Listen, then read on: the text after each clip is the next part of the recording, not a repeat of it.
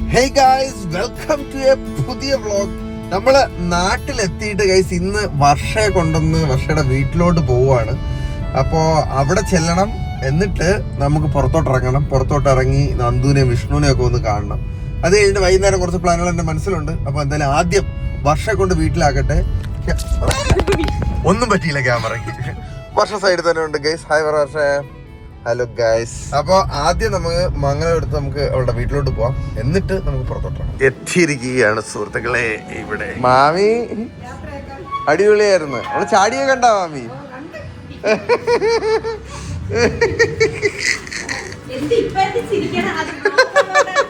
ആണോ? കരാമ.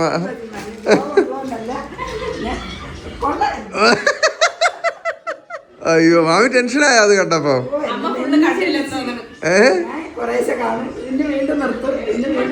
ആണോ? അതാരടി? മാമി ഒളിച്ചൊക്കെ പറഞ്ഞ് ഇവിടെ ചാട്ടം കണ്ടായിരുന്ന? ആണോ? ടെൻഷനായി പോയി. ആളിയാ ഇവിടെ സുഖമാണോടാ? അടിപൊളി സെറ്റ്. ഓക്കെ, ഞങ്ങളൊന്ന് ചില്ലടിക്കട്ടെ ഗൈസ്. വർഷ ഇനി അവിടെ അവളുടെ എന്തോ 1-2 ഫ്രണ്ട്സിനെയും കണ്ടിട്ട് നേരെ വീട്ടിലോട്ട് അങ്ങ് വരാന്ന് പറഞ്ഞു ഗൈസ്. അപ്പോഴത്തേക്കും ഞാനുണ്ടല്ലോ പയ്യന്മാരുമായിട്ട് ഒരു സിനിമ കാണാൻ പോയിട്ട് കുറെ നാളായി ഗൈസ്. അപ്പൊ നന്ദുവിനെയും വിഷ്ണുവിനെയും വിളിച്ച് ഞങ്ങൾ സർവമായ കാണാൻ പോവാണ്. ഒരു വട്ടം ഞാൻ കണ്ടതാണ് വർഷയോടെ, പക്ഷെ എന്നാലും അവന്മാരോടെ ഒന്നുകൂടെ കാണാമെന്ന് വിചാരിച്ചപ്പോ ഗൈസ് ടിക്കറ്റ് എടുത്തിട്ട് ഇപ്പൊ നേരെ കഴക്കൂട്ടത്തോട്ട് പോകണം. ആദ്യം നന്ദുവിനെ എടുക്കാം, എന്നിട്ട് വിഷ്ണുവിനെ എടുക്കാം, എന്നിട്ട് നമുക്ക് എംഒടിയിലോട്ട് പോയിട്ട് പടം കണ്ടിട്ട് നമുക്ക് വീട്ടിലോട്ട് ചലിക്കാം ഗൈസ്. അപ്പൊ ആദ്യം നന്ദുകളിനെ എടുക്കട്ടെ. ഇവിടെ വാ തുറന്ന് വണ്ടിക്കകത്ത് കയറി ഇവിടെ തിന്നാൻ പോവാന്ന്. വിഷ്ണു ഉണ്ട്. ഞാൻ ടിക്കറ്റ് എടുത്ത് സർവമായ. നീ കണ്ടില്ലല്ലോ? എടാ എവിടെ പോണ കഴിക്കാൻ? നമുക്ക് ആദ്യം വിഷ്ണു എടുത്തിട്ട് അവിടെ നിന്ന്. ഓക്കെ, എംഒടിയിലാണ് ടിക്കറ്റ് എടുത്തേക്കണത്. നീ പറഞ്ഞോണ്ടാണ് ഞാൻ ലുലുവിൽ എടുക്കാത്തത്. ഞങ്ങൾ അവിടെ നിന്ന് ഇങ്ങോട്ട് വന്നോ. ലുലുവിൽ അടുക്കാൻ പോയി. എന്റെ അമ്മ ഇത്രയും ആളെന്തിനാ? എടാ അത് വർഷത്തിൽ ഒരിക്കൽ ഉണ്ടല്ലോ ഗൈസ്, ലുലുക്കാര് മറ്റേ ഭീകര ഒരു ഓഫർ സെയിൽ നടത്തും. ആ സമയത്ത് കേരളം മൊത്തം ലുലുവിനകത്ത് കാണുള്ളൂ. പക്ഷെ അങ്ങനെ കൊണ്ടല്ല അളിയ. പിന്നെ അത് ആ ഒരു സമയം കഴിഞ്ഞല്ല. അത് മാർച്ചിലൊക്കെ അല്ലേ പറഞ്ഞത്? ആണോ? ഇതല്ലോ അല്ലേ? ഇതിപ്പോ ഇടയ്ക്കിടയ്ക്ക് സെയിൽ നടത്തുന്നുണ്ട്. സീറ്റ് ബെൽറ്റ് ഇടയ്ക്കിടയ്ക്ക് സെയിൽ നടത്തുന്നോണ്ടായിരിക്കും. പിന്നെ ഞായറാഴ്ച ഇല്ലേ? ഞായറാഴ്ച എല്ലാം കൊണ്ട് അവിടെ. പക്ഷെ എംഒടിയിൽ ഒരൊറ്റ ടിക്കറ്റ് ഒരൊറ്റ മനുഷ്യയില്ല ഗൈസ്. ഇപ്പൊ ലുലു വന്നപ്പോഴത്തേക്കും എംഒടി അങ്ങ് അണഞ്ഞു പോയി കേട്ടാ, ഇല്ലേ? അതങ്ങനെ തന്നെ. പിന്നെ വേറൊരു വിഷയം എന്ന് വെച്ചാല് ഈ ഇൻഡസ്ട്രി ഓരോരോ ബിസിനസ് ഫീൽഡ് അല്ലേ. എംഒടി എന്ന് പറഞ്ഞാൽ അവര് മെയിൻ ആയിട്ട് ഗോൾഡും അങ്ങനെ ബാക്കി സെഗ്മെന്റ് ഒക്കെ അവർ ആദ്യമായിട്ട് ഒരു മാളിലോട്ട് ഇറങ്ങിയത്. അതെ, പക്ഷേ അവര് ലുലു വരുന്നതിന് മുന്നേ വരെയുള്ള കാലഘട്ടത്തില് പൂണ്ട് വിളയാടിയ ഒരു മോളാണ്. തിരുവനന്തപുരത്ത് ആദ്യത്തെ മോളാണ്. ആ മോള് ലോഞ്ച് ചെയ്തപ്പോ നമ്മളെല്ലാം കൂടെ കുറ്റിയും പറിച്ച് ആ മോളുടെ അകത്ത് പോയതിന്റെ ഒരു വീഡിയോ ഈ ചാനലിൽ കിടപ്പുണ്ട്. അന്ന് ഒരു കണ്ണ മുടിയൊക്കെ വളർത്തി കണ്ണാപ്പി ലുക്കായിരുന്നു. കോയിനൊക്കെ എടുത്തോണ്ട് പോയത്. അതെ, അതൊക്കെ എംഒടിയിൽ നടന്ന കഥകളായിരുന്നു. ഓക്കെ, എന്തായാലും നീ വിഷ്ണുവിനെ കൂടെ എടുക്കട്ട്. അളിയാ, നീ അന്നൊരു ബിരിയാണി കഴിച്ച എന്റെ ഫോട്ടോ വർഷയ്ക്ക് അയച്ചില്ലേ? ഹാഷിമിന്റെ അവിടെ നിന്ന് 2ാമത്. ഞാൻ ശരിക്കും മിസ് ചെയ്ത അന്ന് ആ നാട്ട് ഇപ്പോഴും ഞാൻ കേൾക്കണുണ്ട്. അവക്ക് ആ ബിരിയാണി കിട്ടിയില്ലെന്നും പറഞ്ഞിട്ട്. ഗോവയൊന്നും അല്ലായിരുന്നു അവള്. ഗോവ വേണ്ട, എനിക്ക് ബിരിയാണി മതി, നന്ദുചേട്ടൻ ഇവിടെ പോണോന്ന് പറഞ്ഞാ മതിയായിരുന്നു അവള്, പറഞ്ഞതായിരുന്നു അവള്. LKG പിള്ളേരെ സ്കൂളിൽ കൊണ്ടാക്കണം. ഇങ്ങോട്ട് പാടി എന്റെ കൂടെ, എനിക്ക് ബിരിയാണി കേട്ടണോന്ന്. എന്നിട്ട് അതിന്റെ കൂട്ടത്തിലുള്ള കൈസ് കാറി പൊക്കോണ്ടിരുന്നപ്പോഴത്തേക്കും ഇവ ഫോട്ടോ അയച്ചു കൊടുത്തേക്കണ്. എനിക്ക് ഭയങ്കരമായിട്ട് വിഷമം വന്നു.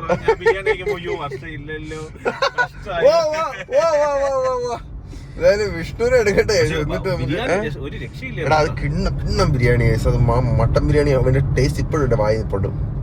ഇപ്പൊ നിനക്ക് എന്തെങ്കിലും തിന്നാനാണ് മൂഡ്? നമുക്ക് എന്തെങ്കിലും കഴിക്കാം, ബിരിയാണിയോ എന്തെങ്കിലും കഴിക്കാം. ആദ്യം വിഷ്ണുവിനെ എടുക്കട്ടെ. അപ്പം സുഹൃത്തുക്കളെ, കോളത്തിലെ അടുത്ത തേണ്ടി നിക്കുന്നു വിഷ്ണുത്തെ. ഏതെങ്കിലും പയ്യന്റെ അടുത്ത് പറയും, ഞാൻ ഇപ്പം വരാം, വണ്ടി റെഡിയാക്കി, വണ്ടി പൊളിച്ചിട്, ഒരാഴ്ച കഴിഞ്ഞിട്ടാണ് നമ്മള് സിനിമയൊക്കെ കണ്ടിട്ട് വരുമ്പോഴത്തേക്ക് പറയും, ചേട്ടാ ഇതുവരെ ചെയ്തില്ല. ഇത് നോക്കി ചിരിക്കട്ടെ കേട്ടാ, ഒരു ക്രൂഡ് ലുക്ക് എത്തണ. ഇതെന്തൊരു വണ്ടിയാടാ സൈഡിൽ കിടക്കണ? ജീപ്പടാ. ഇവിടെ വന്നു കഴിഞ്ഞാ ഇവിടെ എന്തെങ്കിലും ഒക്കെ വണ്ടി അവന്റെ കൈ കാണും കേട്ടോ. വില്ലീസാ അത്. അവൻ പറഞ്ഞേ നീ ആ ചെറുക്കൻ്റെ അടുത്ത് നീ വണ്ടി പൊളിച്ചിട്, ഞാൻ 2 മിനിറ്റാകാൻ വരും.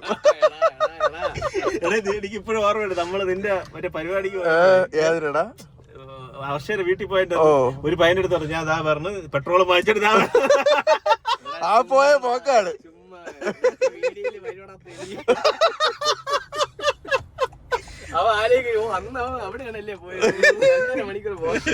അയ്യോ എടാ എന്റെ വണ്ടി എന്താ എടാ? നിന്റെ വണ്ടി ഇരിപ്പുണ്ട് സേഫ് ആയി. ആണോ ഗൈസ്? നമ്മുടെ വണ്ടിക്ക് എത്ര 15 വർഷമായി. 15 വർഷം. അപ്പൊ ടെസ്റ്റിനും അയ്യോ മുടങ്ങിയ അത് മുടങ്ങാതിരിക്കാനാണ് അച്ഛൻ നിന്നെ തന്നത്. ആണാ? അല്ല, നിയമത്തിൽ കുറെ പ്രശ്നങ്ങളുണ്ടോ ഇപ്പൊ എന്ന് വെച്ച് കഴിഞ്ഞാൽ ഇത്ര നമ്മുടെ ലോറിക്കാണെങ്കിലും 8 വർഷത്തിന് നമ്മൾ ഓൾറെഡി പറഞ്ഞിട്ടുണ്ടായിരുന്നു, നിന്റെ ടെസ്റ്റ് നവംബറിൽ എന്തോ ആണ്, നീ ശ്രദ്ധിക്കണം.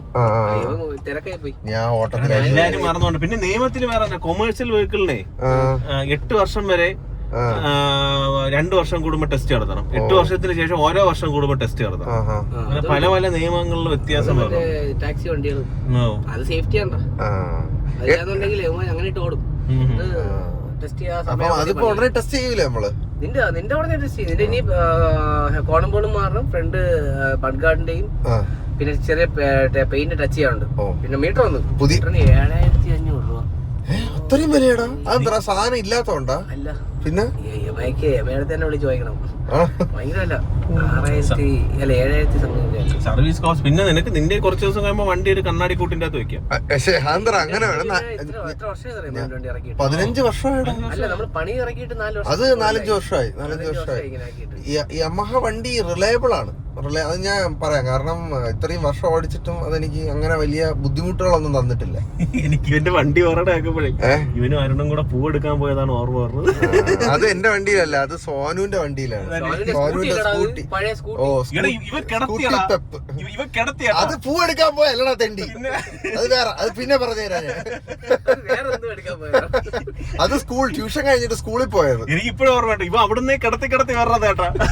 ഇന്നൊരു സ്കൂളിന്റെ ഫ്രണ്ട് എത്തിയിട്ട് കിടത്തിയേട്ടാ. കിടത്തി കുറച്ച് കഴിഞ്ഞിട്ട് അരുൺ വയ്ക്കണം, ഇതെന്താ വണ്ടി നൂരാത്തത്? രണ്ടും കൂടെ തറ കിടക്കണം. എടാ അതൊന്നുമില്ല, അത് ഞാൻ സൂപ്പറായിട്ട് കിടത്തുമായിരുന്നു. അപ്പൊ അത് അവിടെ അന്ന് കരിയില വീണ് അഴുവി കിടക്കായിരുന്നു. അപ്പൊ അത് എനിക്കിപ്പോഴും അവൻ പറഞ്ഞ ഓർമ്മ. കുറെ നേരം ഞാൻ അങ്ങനെ വെയിറ്റ് ചെയ്തടാ. എന്തിന്? ഇവ നോക്കാൻ വേണ്ടി. വണ്ടി നോക്കി നോക്കിയപ്പോ മുട്ടിലെ പാന്റൊക്കെ കീറി അരുണ് ചോരയൊക്കെ ഒലിച്ച് എഴുന്നേറ്റ് വരണം. ഓ ഒരു സമയം. അപ്പൊ എടാ നീ സർവമായ കണ്ടാ? അത് കണ്ടാ? ആണാ? അയ്യോടാ, അപ്പൊ നീ മാത്രം കാണാമല്ലോ കേട്ടാ. ഞാൻ ഒരു പടവും കാണാറില്ല. നീ എന്തിനാണ് എന്റെ കഥ?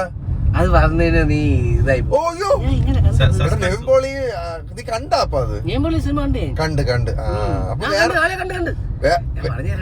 വേണ്ട, വേറെ നോക്കണോ കഥ? ഞാൻ മാത്രം കണ്ടത് മാത്രം നോക്കാം. ആണാ? നീ കണ്ടാ? ഞാൻ കണ്ടില്ല. നീ കണ്ടാ? ഞാൻ കണ്ട്. അങ്ങനെയാണെങ്കിൽ വേറെ ഫസ്റ്റ് വല്ല കഴിക്കാം. ഒരു പെണ്ണ് കേസുണ്ട്. ഓ എനിക്കൊരു പെണ്ണ് കേസ് എടുക്കാൻ വയ്യ. എടാ സിനിമയുടെ പേരാണത്.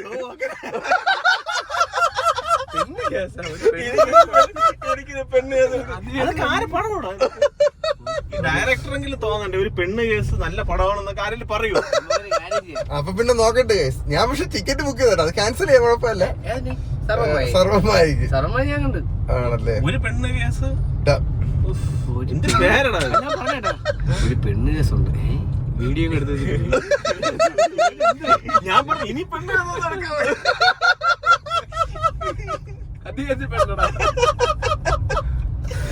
അയ്യോ. അപ്പൊ സിനിമ തപ്പട്ടെ കേസ്. നിന്റെ എന്തെങ്കിലും തിന്നിട്ട് എന്നിട്ട് സഞ്ജു സാംസൺ അല്ലേ നിക്കണത്? അല്ലേടാ വിളിച്ചു വെച്ചപ്പോ ആളിവിടെ ഉണ്ടെന്ന് പറഞ്ഞില്ലേ? ഫുഡ് കഴിക്കാൻ വന്നപ്പോഴത്തേക്ക് സഞ്ജു സാംസൺ റാൻഡം ആയിട്ട് കണ്ടത് ആണല്ലേ?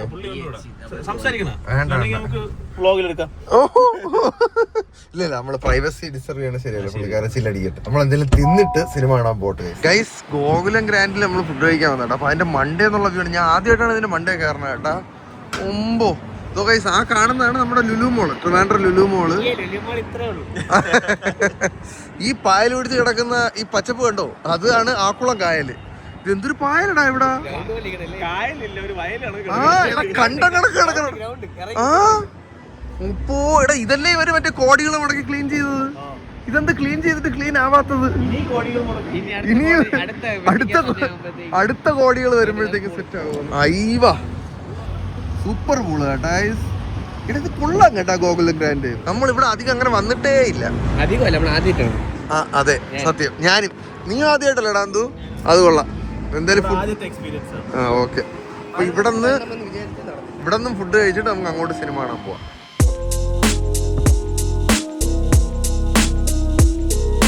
ഗൈസ് വന്ന് സിനിമ കാണാൻ പോകാനായിരുന്നു പ്ലാൻ. പക്ഷേ അൺഫോർച്ചുനേറ്റ്ലി നമ്മൾ ഇവിടെ ഇരുന്നു പോയി. സിനിമ കഴിഞ്ഞു പോയി, നടന്നില്ല. അപ്പൊ ഇനി വീട്ടിൽ പോയിട്ട് അമ്പലത്തിൽ പോകാം ഗൈസ്. കുറച്ച് നാളായിട്ട് പ്ലാൻ ചെയ്യുന്ന അവളുമായിട്ട് അമ്പലത്തിൽ പോകണം. അപ്പൊ അളിയ ടാറ്റോട് ഓക്കെ.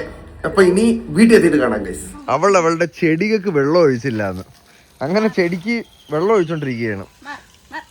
അയ്യോ ഞാനല്ല ചെടി അപ്പുറത്ത്. പക്ഷേ ഗൈസ് ഇവിടെ ഈ ചെടി വന്നപ്പോഴത്തേക്ക് നല്ല രസമില്ലേ? എനിക്കത് ഭയങ്കരമായിട്ട് ഇഷ്ടപ്പെട്ടു കേട്ടാ. ഇതിലിരിക്കുന്ന ഒരുപാട് വെറൈറ്റി ചെടികളുണ്ട്, എല്ലാത്തിൻ്റെ പേരൊന്നും പറഞ്ഞിട്ടുണ്ട്. പക്ഷേ എന്തായാലും അവൾ വെള്ളം ഒഴിക്കുമ്പോഴത്തേക്കും നമുക്ക് ഇന്ന് നമ്മൾ ട്രിപ്പൊക്കെ പോയിട്ട് വന്നതല്ലേ ഗൈസ്, അപ്പോൾ തുണി ഒരുപാടുണ്ടായിരുന്നു. അപ്പം അതൊക്കെ കഴുകിയിട്ട് അത് ഞാൻ ഒന്ന് പറക്കിയെടുക്കാം. അപ്പോൾ അവൾ വെള്ളം ഒഴിച്ച് തരുമ്പോഴത്തേക്കും തുണിയും പറക്കിയിട്ട് ഞങ്ങൾക്ക് ഇറങ്ങാമല്ലോ.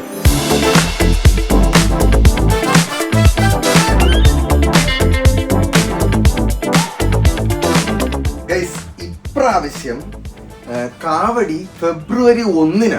പക്ഷെ നമുക്ക് കണ്ടിന്യൂസ് ആയിട്ട് വ്രതം എടുക്കാനും നിർമ്മാല്യം തൊഴുവാനുള്ള ഒരു ഓപ്ഷൻ ഇപ്രാവശ്യം ഇല്ല. കാരണം നമുക്ക് കുറച്ച് 2-3 പരിപാടികൾ നമ്മൾ പ്ലാൻ ചെയ്ത് വെച്ചിട്ടുണ്ട്. അപ്പോൾ അത് കാരണം അടുത്ത വർഷമായിരിക്കും നമ്മൾ ഇനി അഗ്നിക്കാവടി ഉണ്ട്. പക്ഷേ കാവടി സമയത്ത് ഞാൻ ഒരാഴ്ച കംപ്ലീറ്റ് വ്രതം എടുത്ത് അവരുടെ കൂടെ തന്നെ നിൽക്കാനാണ് പ്ലാൻ. വ്രതം തുടങ്ങി, ഇന്നത്തെ ദിവസമാണ് വ്രതം തുടങ്ങേണ്ട ദിവസം. അപ്പം തുടങ്ങേണ്ട ദിവസം ആയപ്പോഴേ എനിക്ക് ഉള്ളിൽ ഇങ്ങനെ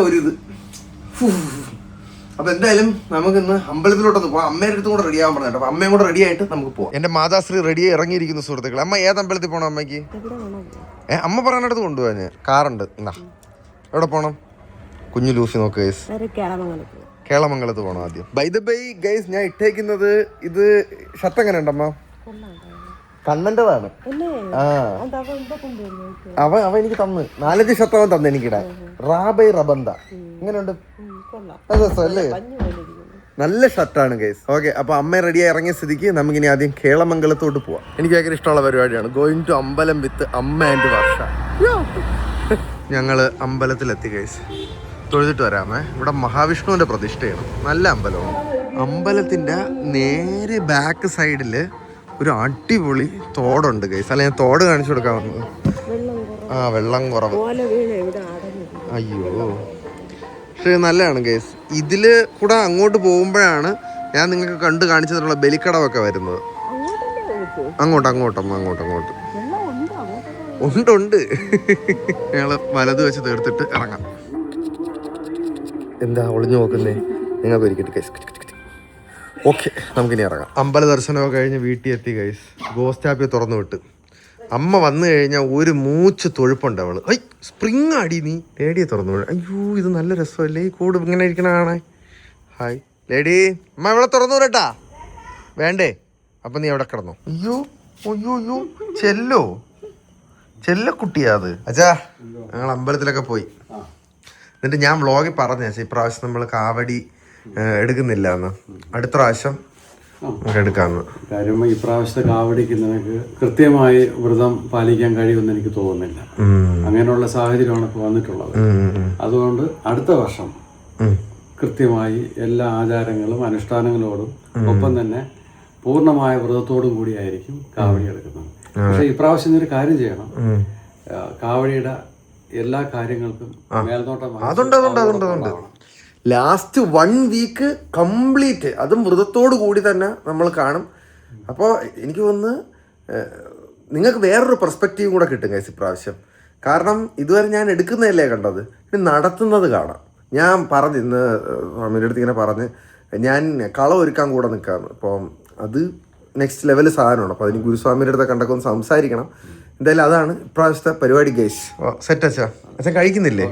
എന്ന് കഴിക്കും. വേണം വേണം, അതെടുക്കും അമ്മ നമ്മള്. ഒരാഴ്ച നമ്മള് നല്ല വ്രതം എടുക്കും. ഓ ആണല്ലേ? ഓ ബാഗിൽ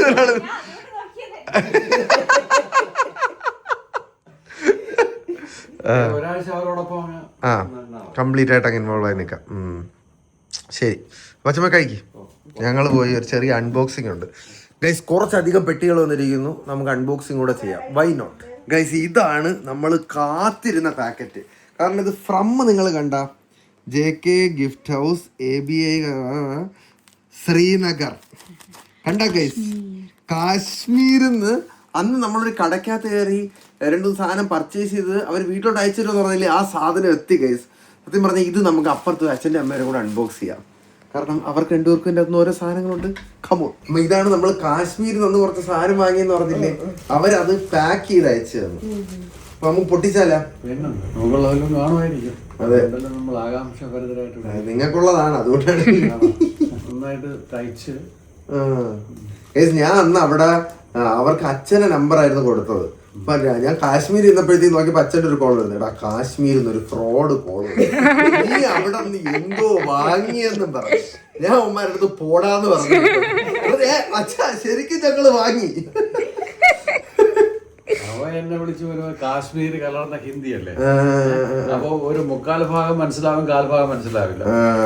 അപ്പൊ എനിക്ക് തോന്നുന്നു ഒന്നാമത് തീവ്രവാദത്തിന്റെ നാടാണ് കാശ്മീർ. ഗാന്ധിയിലേക്ക് വന്നുകൊണ്ടിരിക്കുകയാണെങ്കിലും ഇടക്കിടക്ക് ചില പൊട്ടലും ചീറ്റലൊക്കെ ഇല്ലേ, നമ്മുടെ പഹൽഗാം പോലുള്ള സംഭവങ്ങളൊക്കെ നിർഭാഗ്യകരമല്ലേ. അതിനെയൊന്നും നമുക്ക് പ്രോത്സാഹിപ്പിക്കാൻ പറ്റില്ല. അതിനെ 100% എതിർക്കേണ്ട കാര്യം. അച്ഛനെ എന്തിനു വെച്ചാ വേറെ കാശ്മീരിൽ നിന്നാണ് വിളിക്കണത്. അപ്പൊ ഞാൻ നിങ്ങളേതെങ്കിലും അപകടത്തിൽപ്പെട്ടോ? നിങ്ങളെ രക്ഷിക്കാൻ വേണ്ടി വിളിക്കുന്നതാണോ? പിന്നീടല്ലേ ഈ കുന്തം ഇങ്ങോട്ട് വരുന്നതൊക്കെ അറിയുന്നത്. അവന്റെയൊക്കെ എന്തായാലും വാങ്ങിയ പൈസക്ക് പാക്ക് ചെയ്തിട്ടുണ്ട്. നമ്മള് ഈ പാക്കിംഗ് ചാർജ് അയച്ചു കൊടുക്കണം ഗൈസ്. ഇവിടെ നിന്ന് 200 രൂപ, ഇപ്രാവശ്യം 250 രൂപ. എത്ര രൂപ പാക്കിംഗ് ചാർജ്? ശരിക്ക് 230 രൂപയാണ്. പക്ഷെ അവന്റെ സൈക്കിൾ ചാർജും നന്നായി എടുത്തു. സൈക്കിൾ ഓടിച്ചല്ലേ പോസ്റ്റ് ഓഫീസിൽ പോയി, അങ്ങനെ അപ്പൊ അതിനുള്ള ചാർജ് നന്നായി എടുത്തു. പക്ഷെ കാശ്മീരിൽ പോയിട്ടേ ഞങ്ങൾ ഒരുപാട് പേര് വലിപ്പിച്ച്, ഞങ്ങൾക്ക് അറിഞ്ഞുകൂടാത്തതാണ്. നിങ്ങൾക്ക് അറിഞ്ഞാത്തോണ്ടല്ല, നിങ്ങൾ ഹോംവർക്ക് ചെയ്തല്ലോ പോയത്. അവിടെ എങ്ങനെ ബാർഗെയിൻ ചെയ്യണം, എങ്ങനെയൊക്കെയാണെന്നതിനെ കുറിച്ച് നിങ്ങൾ സ്റ്റഡി ചെയ്യാതെ പോയതുകൊണ്ടാണ് ഈ അവസ്ഥ പറ്റിയത്. പിന്നെ അതും ഒരു എക്സ്പീരിയൻസ് ആയിരിക്കട്ടെ, കാശ്മീരികൾ പറ്റിക്കുമെന്നുള്ളതിനുള്ള ഒരു എക്സാമ്പിൾ കൂടെ ആണല്ലോ. ഓക്കെ, ഇത് എന്തായാലും കാശ്മീരി ചേട്ടനെ ഇടാം. വാങ്ങിയ പൈസക്ക് പണിയെടുത്തിട്ടുണ്ട്. നന്നായിട്ടാണ് പാക്ക്. ഒരു പാക്കിങ്ങിലൊന്നും ഒരു നിർത്തൂലെന്നാണ്.